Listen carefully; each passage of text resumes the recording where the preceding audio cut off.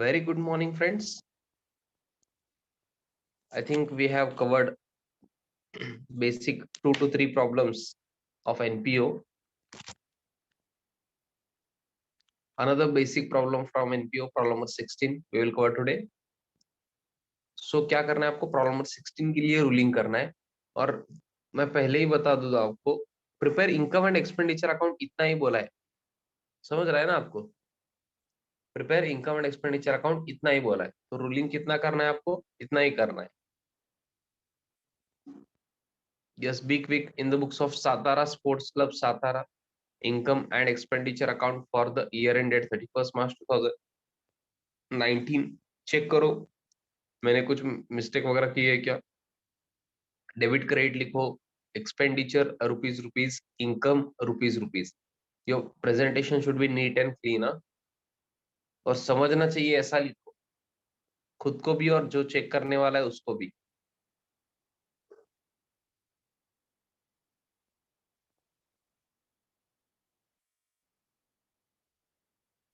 चलो कुछ basic questions पूछू क्या मैं, सो दैट हम आगे जा सके. रेवेन्यू एक्सपेंडिचर कहाँ लेते हैं बच्चे आप? रेवेन्यू एक्सपेंडिचर शॉर्ट में टाइप करो प्लीज, पूरा टाइप मत करो. Very good. कैपिटल एक्सपेंडिचर कहाँ लोगे? फटाफट से आंसर देना है. कैपिटल एक्सपेंडिचर, अरे क्या बोल रहे हो? अरे अरे अरे, कैपिटल एक्सपेंडिचर की बात कर रहा हो. पेमेंट कर रहे हो, पेमेंट कर रहे हो, इनकम कहाँ से हो रहा है? क्या आंसर दे रहे हो? कैपिटल एक्सपेंडिचर की बात कर रहा हूँ. अरे एक तो पूछो, लायबिलिटी भी बोल दिया. देखो ये थोड़ा गैप हो गया है ना, तो मुझे टेंशन लेना पड़ता है ऐसे क्वेश्चन. ये ऐसे कुछ भी आंसर देते हैं बच्चे.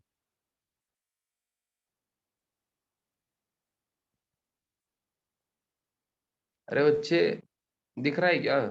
कैपिटल एक्सपेंडिचर, कैपिटल एक्सपेंडिचर क्या होता है? एसेट परचेस कर रहे हो ना, तो एसेट साइड जाएगा. इनकम क्या बोल रहे हो सर? वो कैसा है ना सर, 2 दिन अगर ब्रेक हुआ ना सर, 1 2 दिन, तो हम सब कुछ भूल जाते हैं. हाँ, आप हमसे इतना भी एक्सपेक्ट मत करो सर, 2 दिन कौन याद रखता है सर? हमने कल खाया क्या खाया है हमें नहीं पता है सर. कल डिनर में क्या था हमको याद नहीं है. हम इतना सब कुछ याद नहीं रख सकते सर. इतना क्यों एक्सपेक्ट करते हो हमसे sir?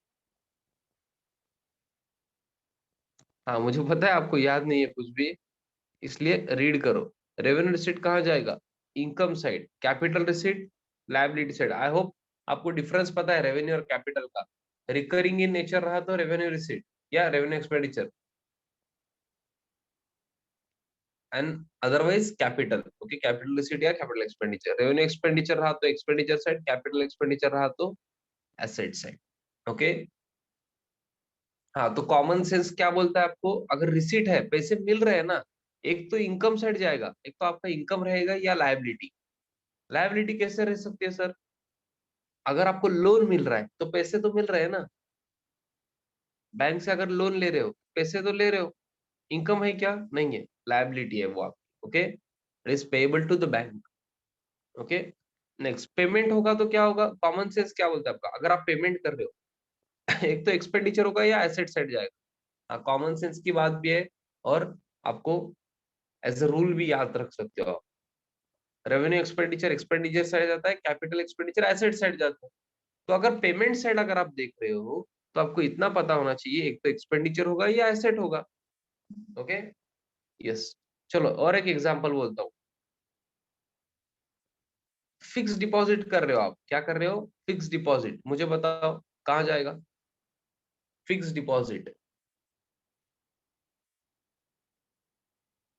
Very good. Fix deposit कहाँ जाएगा? रिसीट एंड पेमेंट के पेमेंट में है फिक्स डिपॉजिट. पेमेंट साइड में है, मतलब एक्सपेंडिचर जाएगा या एसेट? रेवेन्यू एक्सपेंडिचर होगा या कैपिटल एक्सपेंडिचर? फिक्स डिपॉजिट कर रहे हो मतलब इन्वेस्टमेंट है, तो एसेट साइड. कभी कभी क्या करते हैं पेमेंट साइड में, सुनो ना, पेमेंट साइड में बाय 8% इन्वेस्टमेंट ऐसा देते हैं, तो ये कहाँ जाएगा बताओ?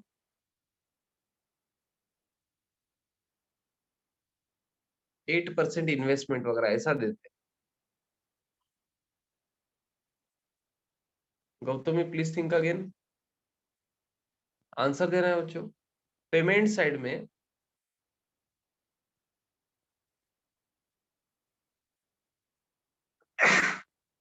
सुवर्णा थिंक अगेन।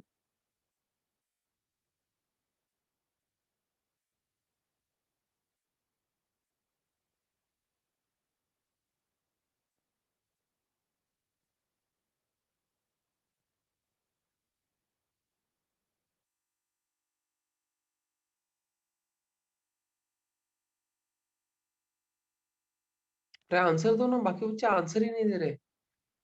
स्पेसिफिकली पूछू क्या मैं? हाँ, स्पेसिफिकली पूछू क्या? अनिकेत, अपर्णा, आयशा, भाग्यश्री, दिगंबर, दुर्गा, गौतमी, गोपाल, ऐसे स्पेसिफिकली पूछू सबको? Tarun, Tanvi, Suvarna, Shravani, Rohit, Ritika, Pratap, Netra. 8% investment. Tanvi please think again. अब ये पेमेंट साइड में 8% इन्वेस्टमेंट दिख रहा है। इन्वेस्टमेंट क्या है बच्चों?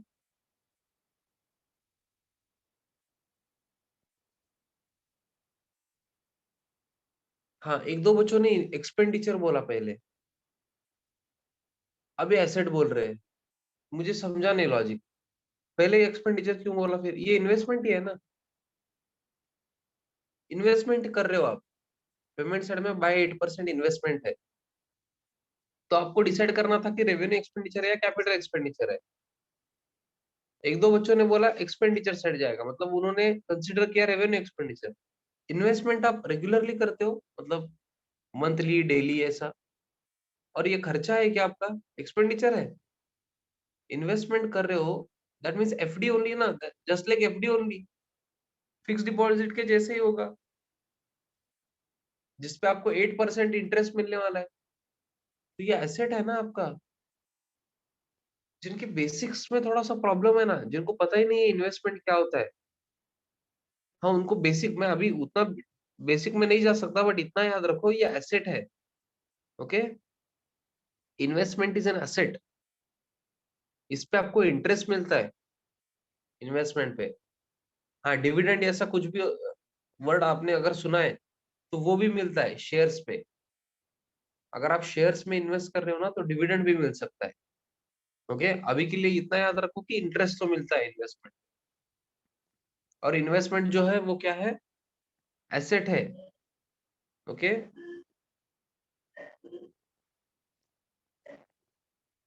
अगर आप बैंक में फिक्स डिपॉजिट रख रहे हो ना, बैंक में अगर आप एफडी कर रहे हो, एफडी, फिक्स डिपॉजिट, तो ये आपकी इन्वेस्टमेंट है। ओके, आप 1 ईयर के लिए, 5 इयर्स के लिए एफडी रख रहे हो, दैट मीन्स आपने उतने पैसे इन्वेस्ट किए। हाँ, वो बैंक लेकर भाग नहीं जाएगी। आफ्टर 1 ईयर और 5 ईयर, जितने भी मैच्योरिटी पीरियड है, मैच्योरिटी पीरियड होने के बाद वो पैसे आपको मिलने वाले हैं। ओके,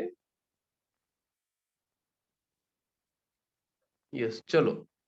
प्रॉब्लम नंबर 16 का रूलिंग हुआ है क्या? अरे बताओ ना। प्रॉब्लम नंबर 16 का रूलिंग हुआ है। Very good. First two lines में क्या है देखो, following is the receipt and payment account of Satara sports club Satara, prepare income and expenditure account for the year ending 31 मार्च 2019। चलो करंट ईयर बताओ। करंट ईयर, अरे फटाफट से बताओ ना, क्या कर रहे हो? ऐसा क्यों कर रहे हो? 2018-19, for the year ended 31st March 2019 means 1st April 2018 to 31st March 2019। Last year क्या होगा फिर? 2017-18। Next year 2019-20। लिखना है आपको ये। ओके, लिखना है वहां पे। और कॉन्फिडेंस नहीं चाहिए मुझे, लिखना है वहां पे। एक तो बुक में लिखो या नोटबुक में, नोटबुक में लिखा तो बहुत अच्छा।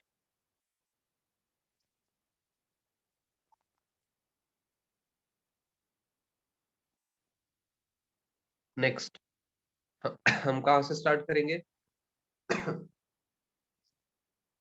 एडजस्टमेंट्स।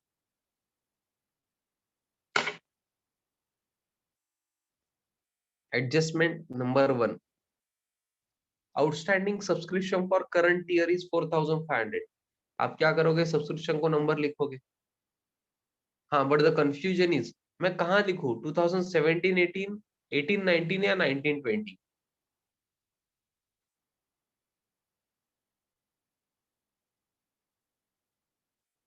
करंट ईयर बोला है ना, तो नंबर 1 आएगा 18 19। Okay, okay, very good. Next, outstanding rent for current year amounted to 1000। चलो रेंट को नंबर लिखो। हाँ, आई होप आपको दिख रहा है पेमेंट साइड में। Number 2,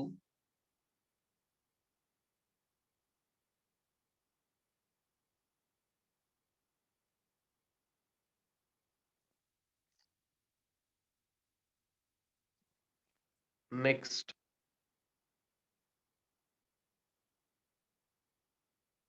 entrance fees are to be treated as revenue income. कुछ नहीं बोलते तो भी यही करते हैं। नंबर 3, रिसिट साइड में कुछ लोग पेमेंट साइड में देख रहे एंट्रेंस फीस मिलते हैं बच्चे क्लब को। एंट्रेंस फीस रिसिट साइड में है, नंबर 3।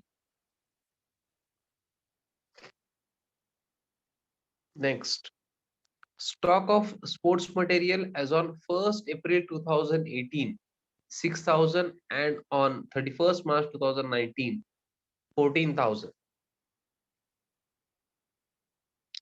कहाँ नंबर लिखे?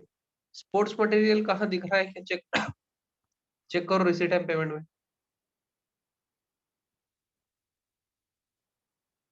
अरे दिख रहा है क्या स्पोर्ट्स मटेरियल? हाँ सर, पेमेंट साइड में दिख रहा है सर। फिर नंबर लिखो, नंबर 4।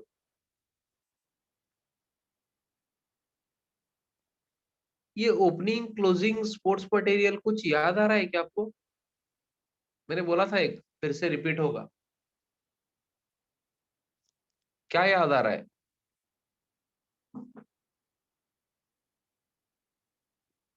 देखते हैं कितने बच्चों को याद आ रहा है। Very good Netra.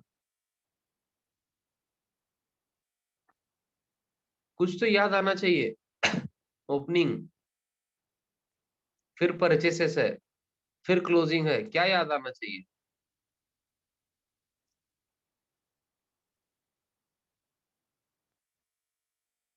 किसी को भी याद नहीं आ रहा? वाह।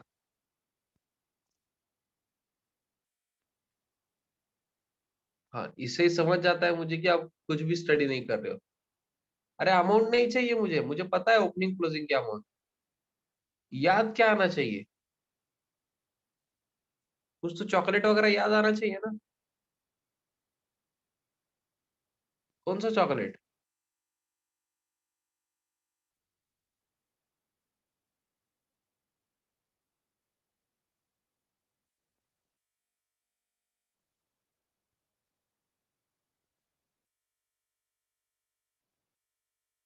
डेयरी मिल्क याद है क्या? Dairy milk.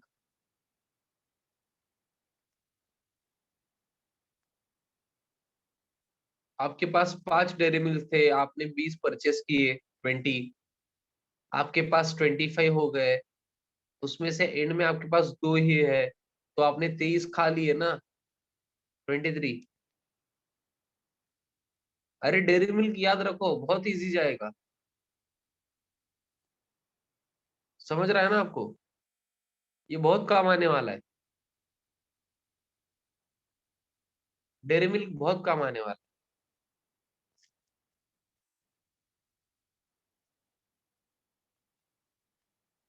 ओके, यस, आपने नंबर तो लिखा है, तो we have covered adjustment. Now come down to receipt and payment account.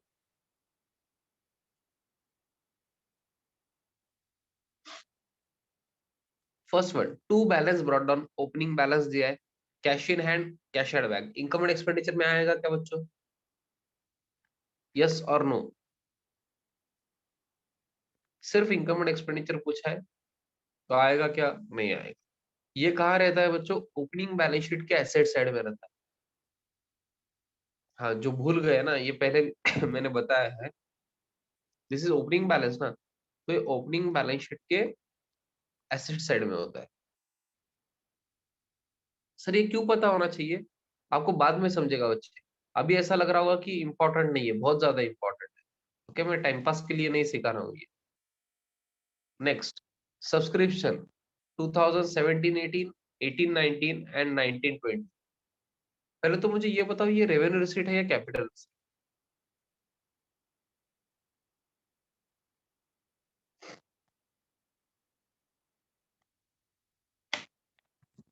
Revenue receipt है तो कहाँ आएगा?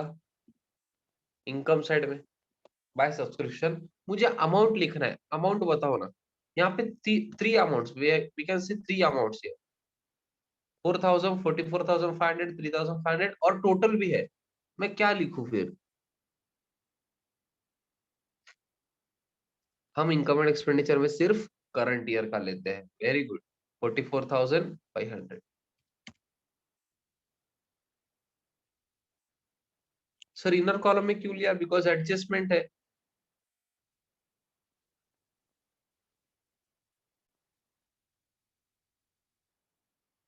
चलो एडजस्टमेंट में क्या है चेक करो। Outstanding subscription for current year is 4,500। मतलब उनको बोलना है कि जो सब्सक्रिप्शन मिला है 44,500, वो छोड़ के भी कुछ आउटस्टैंडिंग है, दैट मीन्स सब्सक्रिप्शन रिसीवेबल है करंट ईयर का ही। अब ये करंट ईयर का है तो इनकम एंड एक्सपेंडिचर के इनकम साइड में तो दिखना चाहिए। तो हम क्या करेंगे? हम ऐड करेंगे, बिकॉज करंट ईयर का ही सब्सक्रिप्शन है। सर बट मिला नहीं है ना, ठीक है ना बच्चे, बट करंट ईयर का income outstanding for current year 4,500। Outer column में कितना आएगा बच्चों?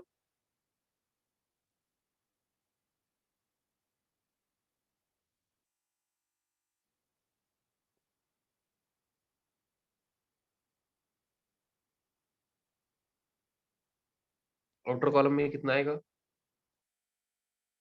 50,000 ना? 59,000? अरे वाह, क्या आंसर दे रहे हो।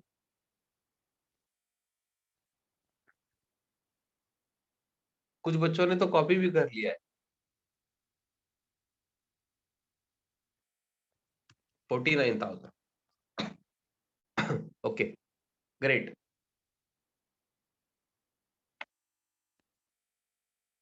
सब्सक्रिप्शन आउटर कॉलम में 49,000, फैंटास्टिक। हाँ, इसका सेकेंड इफेक्ट होता है, कहाँ होता है? ये रिसीवेबल है ना सब्सक्रिप्शन, तो बैलेंस शीट कहाँ दिखेगा? एसेट साइड या liability side? Outstanding subscription asset side में जाएगा, बट पूछा है क्या बैलेंस शीट? नहीं पूछा है, तो कुछ करना नहीं।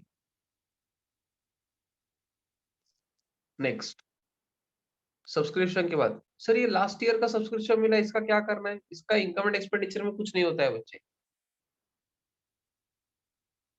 करंट ईयर के इनकम एंड एक्सपेंडिचर में कुछ नहीं आएगा। हाँ, कब कंसिडर करोगे? जब आपको ओपनिंग बैलेंस शीट दी जाएगी, ओपनिंग बैलेंस शीट में ये रिसीवेबल दिख रहा होगा, तो ओपनिंग बैलेंस शीट में जितना रिसीवेबल है, इंपॉर्टेंट है, प्लीज अच्छे से सुनो। अगर आपके पास ओपनिंग बैलेंस शीट, वहां पे सब्सक्रिप्शन रिसीवेबल दिख रहा है 5,000 रुपीज, कितना? 5,000, और उसमें से आपको मिले हैं 4,000 रुपीज लास्ट ईयर के लिए, तो इसका मतलब क्या है?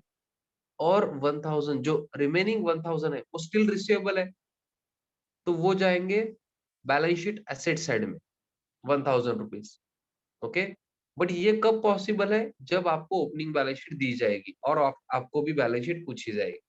अभी तो पॉसिबल नहीं है। इनकम एंड एक्सपेंडिचर में तो हम सिर्फ करंट ईयर का सोचते हैं, लास्ट ईयर और नेक्स्ट ईयर का नहीं। ओके, नेक्स्ट, सब्सक्रिप्शन के बाद क्या है? Entrance fees 8,000। चलो बताओ मुझे, रेवेन्यू या कैपिटल?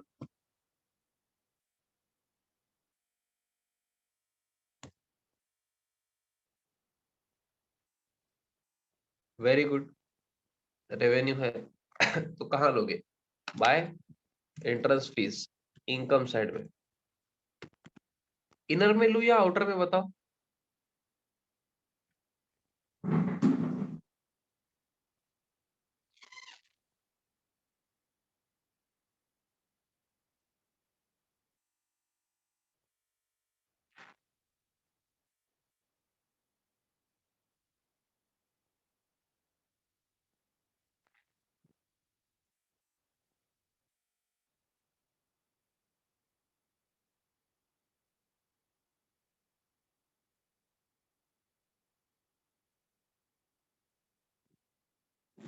यस, कुछ बच्चे इनर कॉलम बोल रहे हैं, कुछ बच्चे आउटर कॉलम।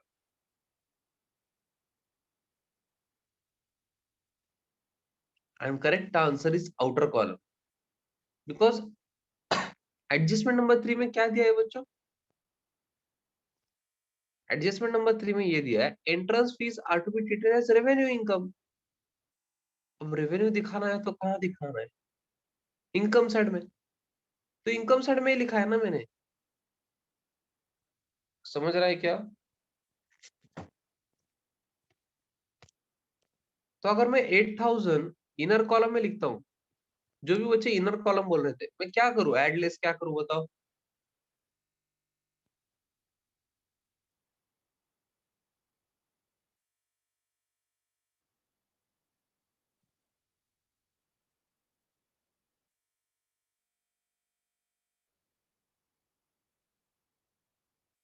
कुछ नहीं कर सकता हूँ मैं, इसलिए हमको आउटर कॉलम में ही लिखना है, by entrance fees directly. Sir फिर एडजस्टमेंट है ना, फिर एडजस्टमेंट रीड भी करो। ओके, आपने रीड किया है ना, आपको पता है एंट्रेंस फीस रेवेन्यू इनकम बोल के दिखाना है, directly outer column. Okay, next, have you understood? जिन्होंने भी इनर कॉलम बोला था।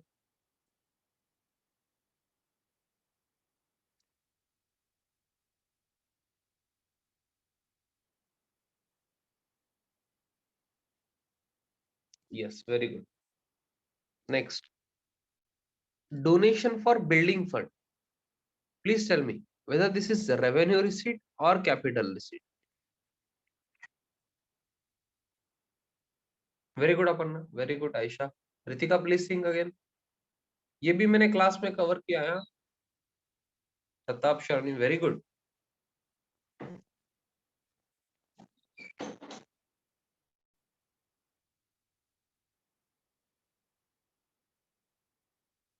Tanvi Netra, very good. Bhagyashree, very good. बाकी बच्चे, अरे ट्राई तो करो, डोनेशन फॉर बिल्डिंग फंड। मैं सिर्फ एक क्वेश्चन पूछता हूँ, अगर डोनेशन मिला है बिल्डिंग फंड के लिए, तो किसी और रीजन के लिए और काम के लिए मैं यूज कर सकता हूँ क्या ये डोनेशन?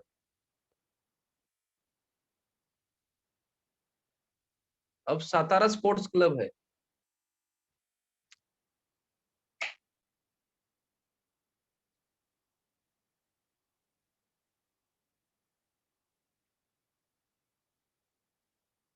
तो क्लब में स्पोर्ट्स क्लब है, तो बाकी स्पोर्ट्स इक्विपमेंट्स के लिए या स्पोर्ट्स प्रोग्राम के लिए मैं वो डोनेशन यूज कर सकता हूँ क्या?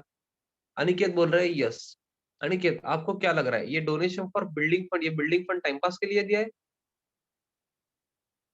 रीड कर रहे हो क्या आप? वो डोनेशन सिर्फ बिल्डिंग के लिए मिला है, इसलिए डोनेशन फॉर बिल्डिंग फंड बोला है वहां पे। आई होप आपके बुक में भी है। हाँ, we can not use this donation for any other purpose, we have to use this donation for building only. Okay, construction of building या परचेस ऑफ बिल्डिंग के लिए। तो ऐसा आप नहीं कर सकते कि ये डोनेशन किसी स्पोर्ट्स इवेंट में यूज कर दो, प्राइजेस देने के लिए यूज कर दो। Okay, okay, that is not allowed. तो ये आपको समझना चाहिए कि ये जनरल डोनेशन नहीं है, दिस इज स्पेसिफिक डोनेशन। मैंने आपको लिख के दिया है बच्चों।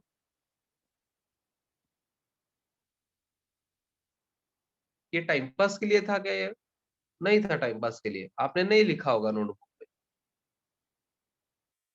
चेक करो। अगर नहीं लिखा है तो अभी लिखो।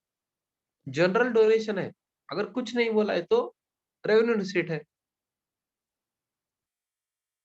वो जाएगा इनकम साइड में, और स्पेसिफिक डोनेशन है तो कैपिटल रिसीट है।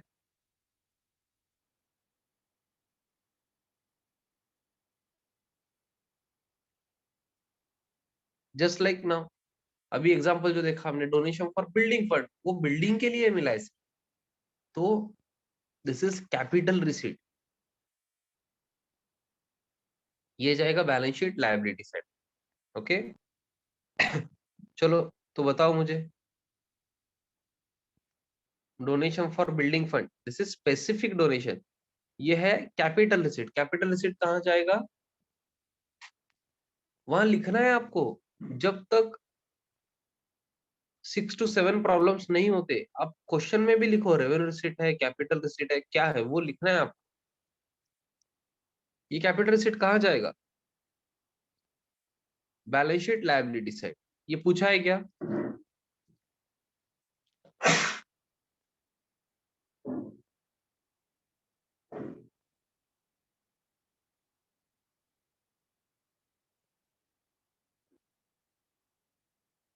पूछा है क्या आपको?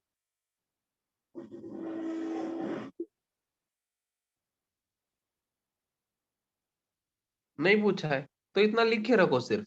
ओके, बिकॉज अदर प्रॉब्लम्स में जब आएगा आपको समझना चाहिए, तब बैलेंस शीट भी पूछेंगे तो आपको लिखना हो। Okay, next, interest. Interest revenue receipt या कैपिटल रिसीट?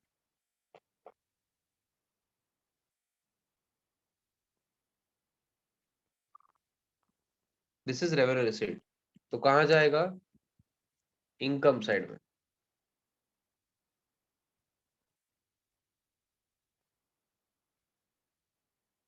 इनकम साइड में 600, आउटर कॉलम एडजस्टमेंट नहीं है।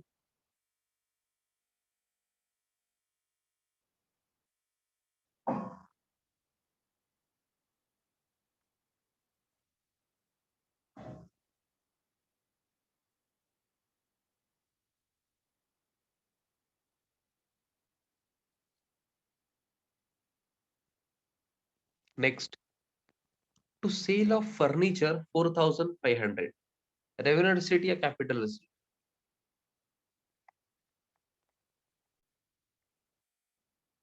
Yes please, everyone has to answer, everyone, I need answer from everyone. Sale of furniture revenue receipt है या कैपिटल रिसीट?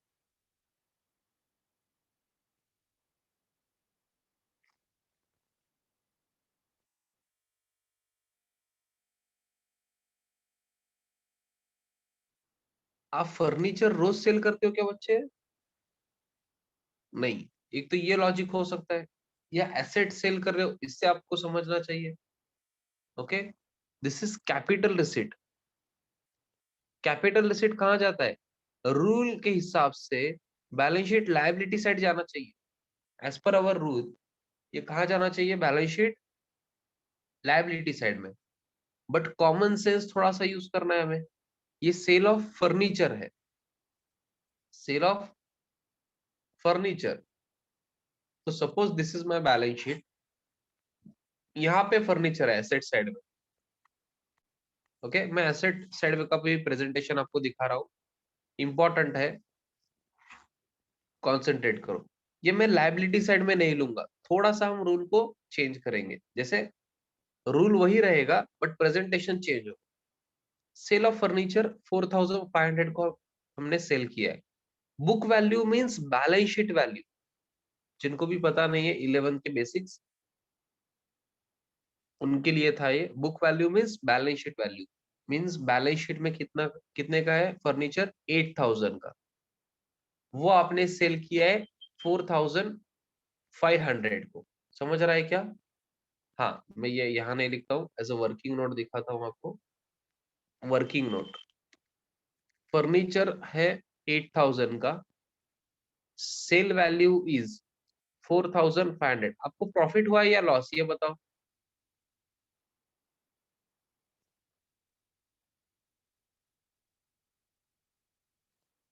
प्रॉफिट हुआ है या loss? 8000 का फर्नीचर आपने 4500 को सेल किया है, आपको प्रॉफिट हुआ है या लॉस?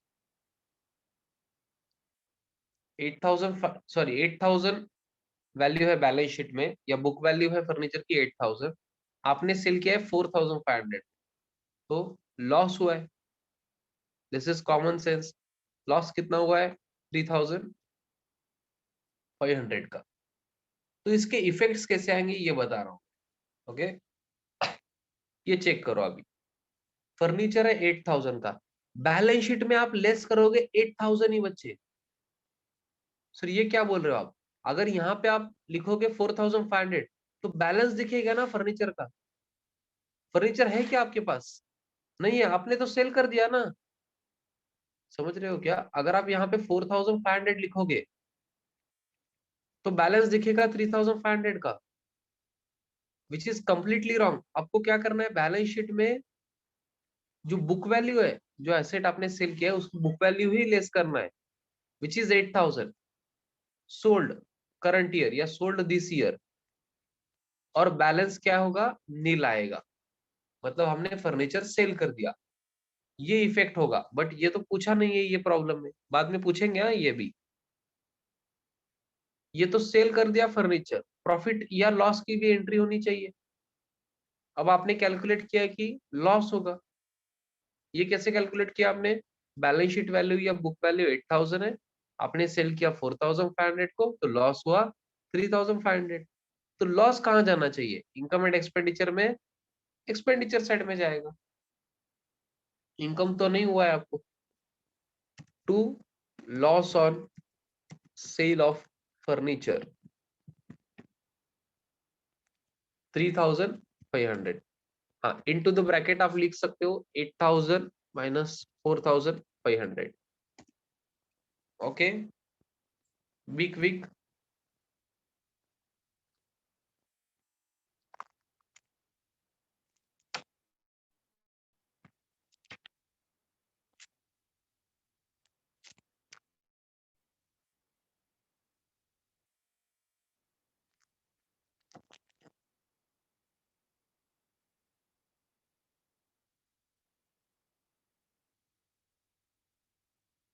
आई होप आपको ये समझा है। सर आप तो बोल रहे थे बैलेंस शीट लायबिलिटी साइड में जाएगा, capital receipt balance sheet liability side में जाता है सर। आपने तो क्या किया, एसेट साइड में लेस किया है। अरे बच्चे, प्रेजेंटेशन सिर्फ चेंज हुआ है। हम बोल रहे थे as per rule capital receipt balance sheet liability side जाना चाहिए, हमने क्या किया है, एसेट साइड में लेस किया है। Okay, because furniture already asset side में होगा ना, तो हम क्या करेंगे, sale of asset asset side से ही लेस करेंगे। मैं बोलते टाइम आपको बोलूंगा कि कैपिटल रिसीट है, बट फिर भी हम प्रेजेंटेशन में क्या करेंगे, एसेट से लेस करेंगे। ओके, अभी तक आपने इतने बैलेंस शीट देखे 11 से, मुझे बताओ सेल ऑफ फर्नीचर ऐसा कुछ देखा है क्या लायबिलिटी साइड में? ऐसा कुछ देखा है क्या सेल ऑफ फर्नीचर? आपकी लायबिलिटी है क्या sale of furniture? No. Okay, ऐसा कुछ नहीं होता है। आपको क्या करना है, एसेट साइड में वो पर्टिकुलर एसेट से ही लेस करना। ओके, तो हमने रिसीट साइड कंप्लीट किया है बच्चों। अभी आपका काम क्या है, homework is payment side. Okay, payment side complete करके आप करोगे, कंप्लीट करोगे ये क्वेश्चन, प्रॉब्लम नंबर 16। हाँ, अभी होमवर्क स्टार्ट हो गया है। होमवर्क होमवर्क हर लेक्चर में ऑलमोस्ट मैं होमवर्क देने वाला हूँ, सो दैट आप परफेक्ट हो जाओ। अगर कुछ क्वेरीज है तो आपको फ्रीली मुझे पूछना है, बट अगर क्वेरीज नहीं है तो मुझे बाकी रीजंस नहीं चाहिए। ओके, होमवर्क के लिए आपको होमवर्क करना पड़ेगा। ये टॉपिक तो विदाउट होमवर्क आ ही नहीं सकता किसी को। ओके, आपको खुद को ही करना पड़ेगा, without taking help from anyone. Okay, मेरे से भी या फ्रेंड से भी। ओके, तो आज के लिए इतना ही। प्रॉब्लम नंबर 16 रिमेनिंग प्रॉब्लम आपके लिए होमवर्क है, सिर्फ इनकम एंड एक्सपेंडिचर करना है। सरप्लस या डेफिसिट मुझे अमाउंट बताना है मैसेज करके। ओके, या सॉल्यूशन शेयर कर दो क्लास के नंबर पे। ओके, यस, चलो अभी बाय करो।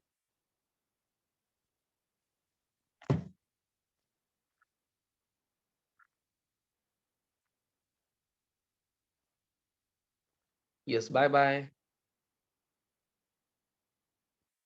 And thank you.